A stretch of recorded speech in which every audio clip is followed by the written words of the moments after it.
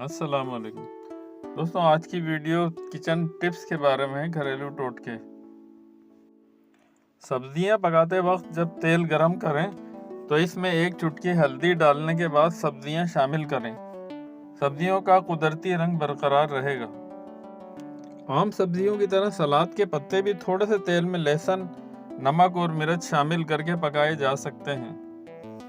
جب بھی ثابت مرغی روسٹ کرنا ہو تو مسالہ بھرنے کے بعد اسے زیادہ دیر تک نہ رکھیں تاکہ اس کی تازگی برقرار رہے اور جراثیم کو پنپنے کا موقع بھی نہ ملے۔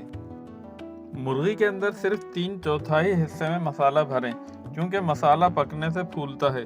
اگر اسے پورا بھر دیں گے تو وہ باہر نکل آئے گا۔ مرغی کے اندر مسالہ بھرنے کے بعد اس کا سینہ سوئی دھاگے سے سی کر بند کر دیں۔ پھر مرغی کی ٹانگوں کو مضبوطی سے مرغی کے ساتھ اور اس کے ونگز کو پیچھے کی طرف موڑ کر باندھ دیں۔ مرغی روسٹ کے لیے تیار ہے۔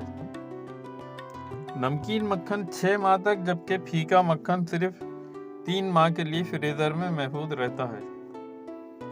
چقندر کی رنگت اور ذائقہ برقرار رکھنے کے لیے اسے صرف 15 منٹ تک بھاپ میں پکائیں۔ آلو کا مزیدار بھرتا بنانے کے لیے سب سے پہلے آلو بیک کریں۔ اس کے بعد اس کا چھلکا اتار کر تھوڑے سے دودھ اور مکھن میں اچھی طرح میش کرنے کے بعد حسب ذائقہ مسالے ڈال کر پکائیں۔ اس طرح ذائقہ مزید بہتر ہو جاتا ہے۔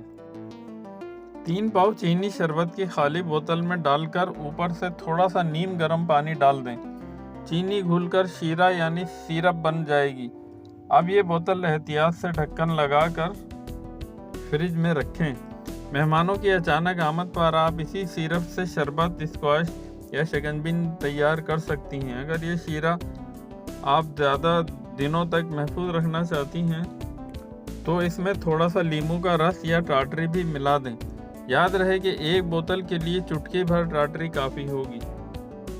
بڑے کیک کو فریزر کرنے سے پہلے اس کے سلائس بنا کر ہر سلائس کے درمیان نان اسٹک پیپر رکھ دیں۔ اس کے بعد کیک کو آپس میں جوڑ دیں اور فریزر میں رکھ دیں۔ اس طرح آپ پورے کیک کے بجائے ضرورت کے مطابق سلائسز نکال کر سرو کر سکتی ہیں۔